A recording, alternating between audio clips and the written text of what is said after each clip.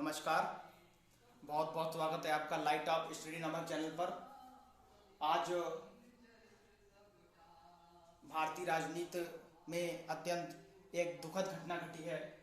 आदरणीय माननीय पूर्व रक्षा मंत्री एवं समाजवादी पार्टी के 1992 ईस्वी में संस्थापक आदरणीय नेताजी चिर निद्रा में विलीन हो गए। तो सर्वप्रथम तो उनको कोटिश नमन करता हूं और रक्षा मंत्री रहते हुए जो सैनिकों के हित में उन्होंने कार्य किया था उससे शायद सभी लोग अवगत होंगे। उसके लिए भी उन्हें काफ़ी याद किया जाएगा।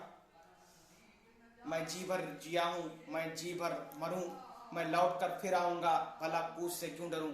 ये जीवन है, यहाँ पे आना जाना निरंतर लगा रहेगा, लेकिन जो व्यक्ति कुछ विशेष कार्य करता है उसको आजीवन याद किया जाता है, या कहें तो ऐसे व्यक्ति ही सदा अमर रहते हैं। तो ऐसे ही थे हमारे समाजवादी पार्टी के संस्थापक एवं पूर्व रक्षा मंत्री जी, जिन्हें लंदन में 2013 में सम्मानित भी किया गया था। लंदन में जो अपर हाउस है उसमें उन्हें सम्मान भी मिला था। तो मैं नेताजी को कोटिश नमन करता हूं और ये ईश्वर से ताकीद करता हूं कि वे उनके परिवार को इस असहनीय दुख को सहन करने की क्षमता प्रदान करें। मैं बात करता हूं लाइट ऑफ स्टडी चैनल जो मैंने बनाया था, उसमें मैंने 1885 से इंडियन नेशनल कांग्रेस की स्थापना 1885 से लेकर 1928 तक जो मोतीलाल नेहरू जी ने जो रिपोर्ट पेश की थी, नेहरू रिपोर्ट, इस विषय से अवगत कर चुका था। इसकी मैंने तिथि आपको बताई थी 1928 ईस्वी में हुई थी। और 1928 ईस्वी में आपका मैंने बताया 3 फरवरी 1928 को साइमन कमीशन में भारत आया था, जिसमें 7 के 7 सदस्य जो थे वो अंग्रेज थे, ब्रिटिश थे।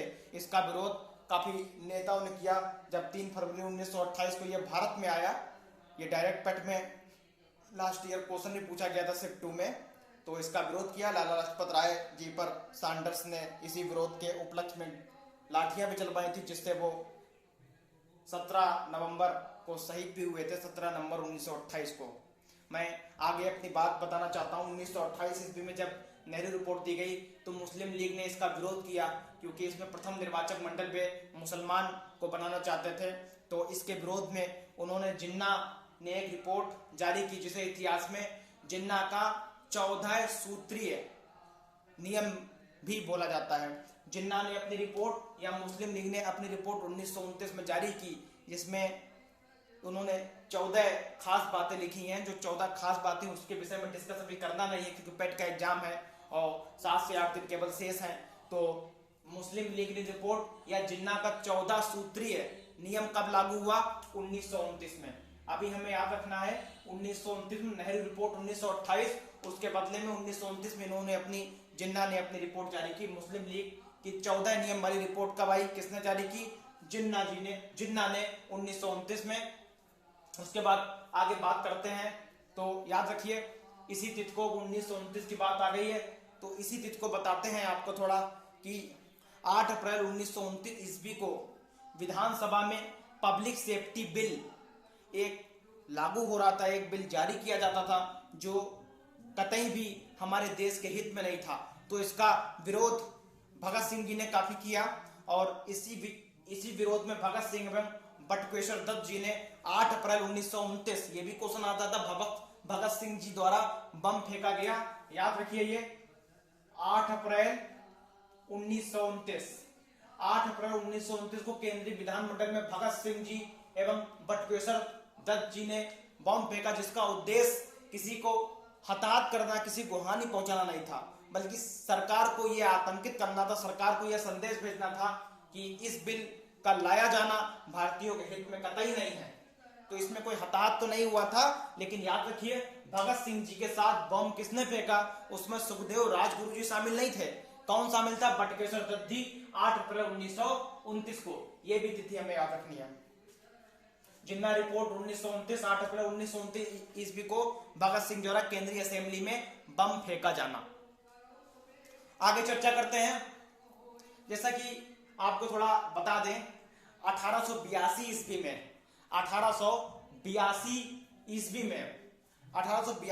में अंग्रेजों द्वारा एक नमक कानून लगाया गया था, नमक कानून बनाया गया था, जिसमें उन्होंने घोषणा की थी कि भारत पे नमक बनाने पर उन्होंने तेजी से रोक लगाई थी। तो अंग्रेजों ने नमक कानून कब बनाया था, क्वेश्चन अगर आता है, ये इतना इंपॉर्टेंट क्वेश्चन तो नहीं है लेकिन फिर भी इसकी तिथि याद रखिए। 1882 ईस्वी में अंग्रेजों ने भारतीय लोगों के लिए नमक कानून बनाया था। नमक कानून 1882 ईस्वी में बना था, तो इसीलिए गांधी जी ने दांडी मार्च किया था। ये बहुत इंपॉर्टेंट क्वेश्चन है, थोड़ा याद रखिए।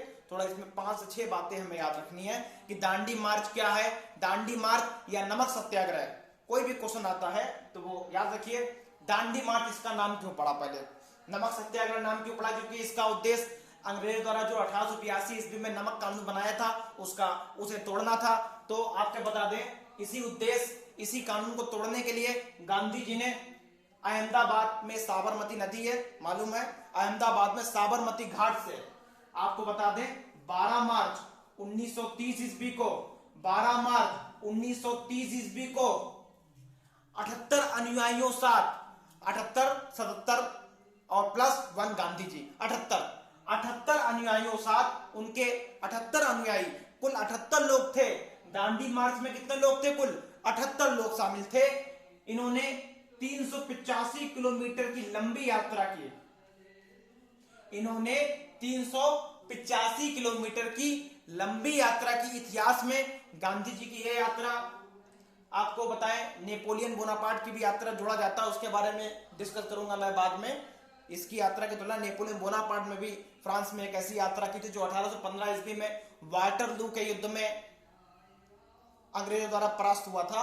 1815 ईस्वी में वाटरलू का युद्ध 1815 ईस्वी में हुआ है, लेकिन वो वर्ल्ड हिस्ट्री है, वो डिस्कस बाद में करते हैं। तो 12 मार्च 1930 ईस्वी को 78 व्यक्तियों ने अहमदाबाद के साबरमती घाट से 385 किलोमीटर की लंबी यात्रा करके दांडी गांव तक पहुंचे, तभी इसका नाम दांडी यात्रा पड़ा। दांडी यात्रा कहां शुरू हुई थी, ये अहमदाबाद के साबरमती घाट से दांडी नामक गांव, जो कि गुजरात में ही पाया जाता है, 385 किलोमीटर दूर है, वहां तक गांधी जी 78 लोगों साथ गए। और दूरी कितनी थी, 385 किलोमीटर का पैदल मार्च उन्होंने किया था। और वहां पे समुद्र के पास जाके नमक हाथ में लेके उन्होंने नमक बनाया और उन्होंने बोला कि आज मैंने अंग्रेजों द्वारा बनाया गया 1882 ईस्वी का नमक कानून तोड़ दिया है। और भी उन्होंने 2 से 3 शब्द बोले थे, लेकिन दांडी मार्च 12 मार्च 1930 से शुरुआत हुई और 24 दिन की यात्रा, ये 385 किलोमीटर की यात्रा कितने दिन तक, ये भी क्वेश्चन पूछा जा चुका, कितने दिन पैदल चले थे, 22, 23, 24, 25, 24। कब पहुंचे थे, 6 अप्रैल 1930 ईस्वी को दांडी पहुंच के उन्होंने अंग्रेजों का जो नमक कानून था उसे तोड़ दिया। और 6 अप्रैल 1930 ईस्वी को ही, याद रखिए, जिस दिन नमक कानून खत्म हुआ, दांडी पहुंच के शाम को ही उन्होंने एक और आंदोलन छेड़ दिया, वो था सबने अवज्ञा आंदोलन, सिविल डिसओबीडियंस मूवमेंट। सबने अवज्ञा आंदोलन 6 अप्रैल 1930 ईस्वी को। बहुत ही जी है, जिस दिन दांडी मार्च खत्म हुआ था उसी दिन सबने अवज्ञा आंदोलन आरंभ हुआ। सबने दांडी मार्च 12 मार्च 1930 ईस्वी को आरंभ हुआ, सबने अवज्ञा आंदोलन 6 अप्रैल 1930 ईस्वी को आरंभ हुआ। सबने अवज्ञा आंदोलन, सिविल डिसओबीडियंस मूवमेंट, इसमें भी गांधी जी ने कहा था कि अंग्रेजों का असहयोग करना है, अंग्रेजों का किसी कार्य में भारतीयों को सहयोग नहीं करना, उनका असहयोग करना है, असहयोग करना है, याद रखिए। सबने अवज्ञा आंदोलन कब आरंभ हुआ, 6 अप्रैल 1930 ईस्वी को, याद रखिए, 6 अप्रैल 1930 ईस्वी को। और क्वेश्चन एक अक्सर पूछा जाता है, ये तो एक क्वेश्चन हो गया कि सबने अवज्ञा आंदोलन दक्षिण में किसने आरंभ किया, तो ये क्वेश्चन अक्सर पूछा जाता है। सी राज गोपालाचारी ने दक्षिण में इस आंदोलन को बढ़ाया था।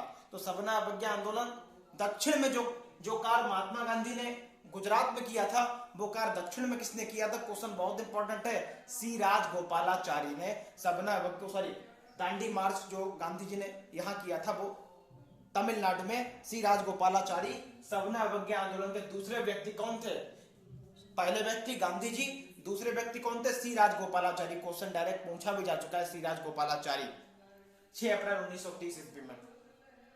उसके बाद जब 6 अप्रैल 1930 ईस्वी को ये हुआ, तब आपको बताते हैं उससे थोड़ा पहले मैं आपको बताना चाहता हूं, गोलमेज सम्मेलन की बात हो जाती है। गोलमेज सम्मेलन, प्रथम गोलमेज सम्मेलन कब हुआ, थोड़ा याद रखिए। प्रथम जो है गोलमेज सम्मेलन, पहला गोलमेज सम्मेलन जो हुआ था, याद रखिए, दांडी मार्च के उपरांत अंग्रेजों को यह एहसास होने लगा, इतना बड़ा आंदोलन था ये, 385 व्यक्ति तो गांधी जी के साथ रहे, पूरे देश में यह आंदोलन बढ़ चढ़ के हुआ था, तो उससे अंग्रेज काफी घबरा गए। उन्हें ऐसा आभास हुआ कि भारत में शासन करना उनके लिए 3 से 4 वर्ष के उपरांत बड़ा ही दुर्लभ होने वाला है, तो उन्होंने भारतीयों को एक ऑफर दिया, एक लॉलीपॉप देने के उद्देश्य से, जो चुनाव में नेता हम लोग को देते हैं, एक गोलमेज सम्मेलन आरंभ किया। क्वेश्चन आता है प्रथम गोलमेज सम्मेलन कब आरंभ हुआ, ये डेट डायरेक्ट पूछी जाती है। प्रथम गोलमेज सम्मेलन कब आरंभ हुआ, ये 12 नवंबर 1930 ईस्वी को इंग्लैंड में हुआ था। प्रथम गोलमेज सम्मेलन कब आरंभ हुआ, 12 नवंबर 1930 ईस्वी को प्रथम गोलमेज सम्मेलन हुआ। उस समय जो ब्रिटेन के प्रधानमंत्री थे वो थे आपके, ब्रिटेन के प्रधानमंत्री थे रैमजे मैकडॉनल्ड, और जो ब्रिटेन के उस समय राजा थे वो थे जॉर्ज पंचम। ये क्वेश्चन ना याद करते हो तो याद रखिए, प्रथम गोलमेज सम्मेलन कब आरंभ हुआ, 12 नवंबर 1930 से 13 जनवरी 1931 ईस्वी तक चला। खत्म वाली डेट ना याद करते हुए आरंभ वाली डेट याद रखनी है। प्रथम गोलमेज सम्मेलन आपका आरंभ हुआ 12 नवंबर 1930 को प्रथम गोलमेज सम्मेलन हुआ। उसके बाद उसी बीच एक समझौता हुआ था, दांडी इरविन समझौता, गांधी इरविन समझौता। प्रथम गोलमेज सम्मेलन की बात कर रहे हैं, पहले याद रखिए प्रथम गोलमेज सम्मेलन कब हुआ आपका, प्रथम गोलमेज सम्मेलन आपका 12 नवंबर 1930, प्रथम गोलमेज सम्मेलन 12 नवंबर 1930, ठीक है। उसके बाद क्यों हुआ था, दांडी मार्च के उपरांत अंग्रेज काफी भय से पीड़ित थे कि ऐसा ना हो कि 2 से 3 वर्षों के उपरांत उनका भारत में रहना अत्यंत दुर्लभ हो जाए, क्योंकि सारी जनता अगर एक साथ हो गई, हिंदू मुस्लिम सब एक साथ हो गए, अगर उनमें यूनिटी हो गई तो मेरा रहना यहाँ पे थोड़ा दुर्लभ होगा। तो इसीलिए लॉलीपॉप देने के उद्देश्य से उन्होंने प्रथम गोलमेज सम्मेलन करवाया, जो कि लंदन में हुआ था। इसकी डेट याद रखिए, 12 नवंबर 1930 में प्रथम गोलमेज सम्मेलन हुआ। द्वितीय गोलमेज सम्मेलन कब हुआ, द्वितीय गोलमेज सम्मेलन कब हुआ, यह हर साल हुआ है, 7 सितंबर 1931 ईस्वी में द्वितीय गोलमेज सम्मेलन हुआ। हालांकि 7 दिसंबर 1931 थे, ये दिसंबर 1931 ईस्वी तक लगभग 3.5 महीना चला। उसके बाद तृतीय गोलमेज सम्मेलन कब हुआ, तृतीय गोलमेज सम्मेलन कब हुआ, यह हुआ 17 नवंबर 1932 ईस्वी को, 17 नवंबर 1932 ईस्वी को तृतीय गोलमेज सम्मेलन हुआ। ये तीनों गोलमेज सम्मेलन पूरी तरीके से फेल हुए, क्योंकि अंग्रेजों का उद्देश्य जो था वो पूर्ण स्वराज करना ना था, कुछ स्टेट या डोमिनियन स्टेट भारत को प्रदान करना चाहते थे। वो पूरा भारत अभी भी हम लोगों को देने को तैयार नहीं थे। तो ये तीनों गोलमेज सम्मेलन फेल हो गए। इससे संबंधित क्वेश्चन याद रखिए आता है, इस बार के लिए मोस्ट इंपॉर्टेंट है, तीनों गोलमेज सम्मेलन में शामिल होने वाले पहले व्यक्ति कौन थे। क्योंकि गांधी जी ने दूसरे गोलमेज सम्मेलन में भाग लिया था, पहले और तीसरे में भाग नहीं लिया था, लेकिन 2 व्यक्ति ऐसे हुए जो तीनों गोलमेज सम्मेलन में शामिल हुए। इसमें सबसे पहला क्वेश्चन आता है कि तीनों गोलमेज सम्मेलन में शामिल होने वाले पहले व्यक्ति कौन थे। जो तीनों गोलमेज सम्मेलन में शामिल हुए थे भीमराव अंबेडकर जी, 1930 ईस्वी में भी गए, 1931 में भी शामिल हुए, 1932 में भी शामिल हुए। तीनों गोलमेज सम्मेलन में शामिल होने वाले व्यक्ति कौन रहे, भीमराव अंबेडकर जी। एक क्वेश्चन ये आता है कि तीनों गोलमेज सम्मेलन में खुद के खर्च से जाने वाले व्यक्ति कौन बने, जो स्वयं के खर्च से गए थे। स्वयं जितना कन्वेंस चार्ज था वो सब खर्चा करके जो गए थे वो थे मदन मोहन मालवीय। ये क्वेश्चन इतना इंपॉर्टेंट नहीं है, लेकिन भीमराव अंबेडकर जी ज्यादा चर्चा में रहे भारतीय राजनीति में। तो याद रखिए तीनों गोलमेज सम्मेलन में शामिल होने वाले पहले व्यक्ति कौन है, भीमराव अंबेडकर जी। और गांधी जी केवल द्वितीय गोलमेज सम्मेलन में शामिल हुए थे, जो 7 सितंबर 1931 ईस्वी से दिसंबर 1931 ईस्वी तक चला। याद रखिए एक क्वेश्चन इतिहास में काफी फेमस है, गांधी इरविन समझौता। गांधी इरविन समझौता, गांधी और इरविन नाम क्यों दिया गया, क्योंकि 1926 से 1931 ईस्वी तक जो ब्रिटेन के गवर्नर थे वो थे, गवर्नर जनरल रहे वो थे लॉर्ड इरविन। तो गांधी जी और इरविन के बीच एक समझौता हुआ था, उससे बोला जाता है इसे दिल्ली समझौता ही बोला जाता है, क्योंकि ये दिल्ली में हुआ था। क्योंकि ये दिल्ली में हुआ था, इसलिए इसे दिल्ली समझौता बोला जाता है। ये हुआ था 5 मार्च 1931 ईस्वी में। गांधी इरविन समझौता या दिल्ली समझौता अगर आ जाता है तो 5 मार्च 1931 ईस्वी में किसके बीच हुआ, नाम से क्लियर है, गांधी जी और इरविन। और केवल दिल्ली समझौता आ जाता है तो भी गांधी जी और इरविन, क्योंकि यह समझौता दिल्ली में हुआ था। इसी में सबसे पहले बोला गया था, इरविन ने यह घोषणा की थी कि अगर भगत सिंह जी माफी मांग लेते हैं सैंडर्स को, लाला लाजपत राय की को शहीद करने वाला जो सैंडर्स जो था उत्तरदायी, उसको भगत सिंह, राजगुरु और सुखदेव जी ने मार गिराया था। कुछ दिनों के उपरांत लाला लाजपत राय जी जब शहीद हो गए तो उसके कुछ दिनों बाद तो इरविन ने बोला था, क्वेश्चन काफी आता है, पूछते हैं गांधी जी ने भगत सिंह जी को बचाने की कोशिश नहीं की, ये पूरा निरर्थक है, पूरा अप्रमाणित बात है, क्योंकि इसी समझौते में बात उठी थी। इरविन ने बोला था कि अगर भगत सिंह जी सबके समक्ष माफी मांग लेते हैं तो उनकी फांसी की सजा को कम करके इस सजा को आजीवन या 20 से 25 साल तक किया जा सकता है, लेकिन उन्हें फांसी नहीं होगी। तो फांसी से कुछ दिन पूर्व फांसी भगत सिंह जी को कब हुई थी, 23 मार्च 1931 ईस्वी को भगत सिंह, सुखदेव और राजगुरु जी को फांसी हुई थी। क्वेश्चन आता है, फांसी से कुछ देर पूर्व भगत सिंह जी किसकी जीवनी पढ़ रहे थे, व्लादिमीर लेनिन। उन्होंने बोला था, एक क्रांतिकारी दूसरे क्रांतिकारी की जीवनी खत्म कर दे, किताब पढ़ ले, उसके उपरांत मुझे फांसी दीजिए। तो भगत सिंह जी उस समय फांसी से पूर्व किसकी जीवनी पढ़ रहे थे, लेनिन की जीवनी। तो यह हो गया। उसके बाद थोड़ा जल्दी कर लेते हैं, 23 मार्च 1931 ईस्वी को भगत सिंह, चूंकि जब 5 मार्च 1931 ईस्वी को इरविन ने गांधी जी से बोला कि अगर वे सबके समक्ष माफी मांगते हैं तो उनकी सजा को कम किया जा सकता है, तो नेहरू जी भगत सिंह जी से जेल में मिलने जाते हैं तो भगत सिंह जी माफी मांगने से साफ इनकार कर देते हैं। तो ये कहना कि गांधी जी ने भगत सिंह जी को बचाने का कोई प्रयास नहीं किया, ये पूर्णतः निरर्थक है। तो उसके बाद तीनों गोलमेज सम्मेलन हो जाते हैं। उसके पहले व्यक्ति कौन जो तीनों गोलमेज सम्मेलन में शामिल होते हैं, भीमराव अंबेडकर जी। उसके बाद बात आ जाती है, थोड़ा इससे पहले एक क्वेश्चन और भी याद आ गया कि कांग्रेस का वह अधिवेशन जिसमें गांधी जी ने अध्यक्षता की, याद रखिए गांधी जी ने कांग्रेस की अध्यक्षता केवल एक बार की, वो की थी 1924 ईस्वी का जो अधिवेशन हुआ था बेलगाम। कहां हुआ था, बेलगाम। बेलगाम कहां है, कर्नाटक में। बेलगाम कहां है, कर्नाटक में। याद रखिए, कांग्रेस का एकमात्र अधिवेशन जिसमें गांधी जी ने भाग लिया था, उसकी डेट 1924 और जगह का नाम बेलगाम। केवल एक बार भाग लिया 1924 ईस्वी में, कहा, बेलगाम में। इसमें गांधी जी ने अध्यक्षता की थी। उसके बाद एक अधिनियम आता है 1935 ईस्वी का। उसके बाद एक अधिनियम आता है 1935 ईस्वी का, एक अधिवेशन या अधिनियम आता है। क्वेश्चन एक याद रखिए, इसी संबंध में क्वेश्चन आ जाता है कि द्वैध शासन। द्वैध शासन क्या है, इसके बारे में थोड़ा बता देते हैं। द्वैध शासन ऐसा शासन होता है जिसमें वसूली का अधिकार, वसूली करने का अधिकार, मतलब टैक्स वसूली का अधिकार किसी एक व्यक्ति को होता है और शासन चलाने का अधिकार किसी दूसरे व्यक्ति को होता है। इसमें दो शासन होते हैं, तभी इसका नाम द्वैध शासन कर दिया गया। इसका सबसे पहले वर्णन कर्टिस नामक अंग्रेज ने, कर्टिस नामक अंग्रेज ने अपनी पुस्तक डायर की। द्वैध शासन का उत्विकास कैसे हुआ, कर्टिस नामक व्यक्ति ने अपनी पुस्तक डायरकी में सबसे पहले इसका वर्णन किया था। द्वैध शासन का वर्णन किसने किया, कर्टिस नामक व्यक्ति ने एक किताब लिखी डायरकी। उसमें 1919 ईस्वी में ये भारत में लागू हुआ था। लेकिन सुन लीजिए, तब द्वैध शासन प्रांतों में था, राज्यों में द्वैध शासन की शुरुआत कब की गई, प्रांतों या राज्यों में द्वैध शासन शुरुआत की गई 1919 ईस्वी में। और केंद्र में द्वैध शासन की शुरुआत कब की गई, वो 1935 के अधिनियम में।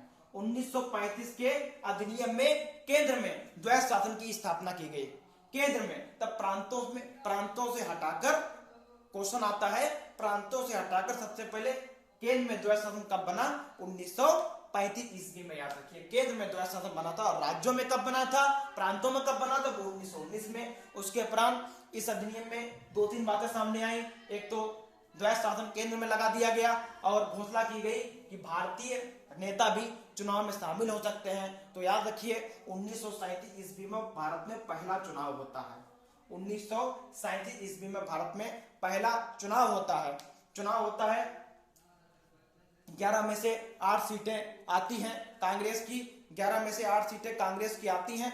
कुछ सीटों में मुस्लिम लीग भी जीतती है, लेकिन जब द्वितीय विश्व युद्ध आरंभ होता है तो कांग्रेस ने, द्वितीय विश्व युद्ध कब हुआ, आरंभ हुआ 1 सितंबर 1939 ईस्वी को आरंभ हुआ था। तब कांग्रेस ने भारतीय राजनेताओं से पूछे बिना भारतीय सेना को इस युद्ध में शामिल कर लिया। तो इससे नाराज होकर 22 अक्टूबर 1939 ईस्वी को कांग्रेस के जितने भी नेता चुनाव जीते तो उन्होंने अपने पद से इस्तीफा दे दिया। 22 अक्टूबर 1939 ईस्वी को क्यों इस्तीफा दे दिया? क्योंकि बिना किसी भारतीय के परामर्श के उन्होंने भारतीय सेना को द्वितीय विश्व युद्ध में अंग्रेजों ने शामिल कर लिया। इससे खुशी होकर, इससे प्रसन्न होकर मुस्लिम लीग को काफी प्रसन्नता हुई। एक क्वेश्चन आता भी है, मुस्लिम लीग ने मुक्ति दिवस कब बनाया? तो 22 दिसंबर 1939 को। 22 दिसंबर 1939 को जिन्ना के नेतृत्व में मुस्लिम लीग ने मुक्ति दिवस मनाया, मुक्ति दिवस। उसी बीच 8 अगस्त 1939 को, चूंकि अगस्त है तब इसका नाम अगस्त प्रस्ताव भी हुआ। अगस्त प्रस्ताव कब आया? अगस्त क्रांति का नाम नहीं ले रहा हूं मैं, अगस्त प्रस्ताव 8 अगस्त 1940 ईस्वी को कौन लाया था? Lord Linlithgow. क्योंकि 1934 से 1943 तक जितनी भी घटनाएं घटी हैं वो गवर्नर जनरल लॉर्ड लिनलिथगो के अंडर में रही हैं। तो अगस्त प्रस्ताव 8 अगस्त 1940 ईस्वी को। उसके बाद भारत छोड़ो आंदोलन की बात आ जाती है। भारत छोड़ो आंदोलन कब? 9 अगस्त 1942 ईस्वी को लागू हुआ। भारत छोड़ो क्विट इंडिया मूवमेंट कब लागू हुआ? 9 अगस्त 1942 ईस्वी को। गांधी जी को इसी आंदोलन के बाद यरबदा जेल में डाल दिया गया, वहां उन्हें नजरबंद कर दिया गया। जब ये आंदोलन गांधी जी और बड़े नेताओं को जब जेल में डाल दिया गया तब ये युवाओं के हाथ में आ गया, तो ये आंदोलन पूर्ण रूप से हिंसक हो गया। अंग्रेजों ने बड़ी बर्बरता से इस आंदोलन को दबाने की कोशिश की। तब गांधी जी ने 21 दिनों का जेल में अनशन किया। तो उनका जब स्वास्थ्य खराब हो गया तो अंग्रेजों ने उन्हें 21 दिनों के उपरांत रिहा कर दिया। 21 दिनों का जब उन्होंने अनशन किया तब उनका वहां स्वास्थ्य खराब होता है तो अंग्रेज उन्हें छोड़ देते हैं। उसी बीच एक समझौता और होता है जिसका नाम है इतिहास में वेबेल समझौता या शिमला समझौता। ये एमपीपीसीएस 2016 का क्वेश्चन भी है। ये कब आया? जून 1945 ईस्वी को शिमला में एक समझौता हुआ। शिमला समझौता या वेबेल योजना कब आई? शिमला समझौता या वेबेल योजना कब आई? जून 1945 ईस्वी में। इसमें सबका उद्देश्य एक ही रहा, डोमिनियन स्टेट प्रदान करना। इससे पूर्व एक अधिनियम आया था, क्रिप्स मिशन। भारत कब आया? क्रिप्स मिशन स्टेफर्ड क्रिप्स की अध्यक्षता में। इसका उद्देश्य था कि कांग्रेस के सभी नेताओं को ये लॉलीपॉप दिया जाए कि अंग्रेज कुछ दिनों के उपरांत भारत छोड़ देंगे, क्योंकि उस समय द्वितीय विश्व चरम सीमा पे था, हिटलर काफी आगे बढ़ रहा था। तो उससे इससे भय से पीड़ित होकर स्टेफर्ड क्रिप्स की अध्यक्षता में क्रिप्स मिशन भारत भेजा गया 22 मार्च 1942 ईस्वी में। यह भी पूरी तरीका से असफल रहा। उसके बाद वेबेल योजना मैंने आपको बता दी। वेबेल योजना शिमला में आई थी, ये भी मैंने आपको बता दी कब आई? जून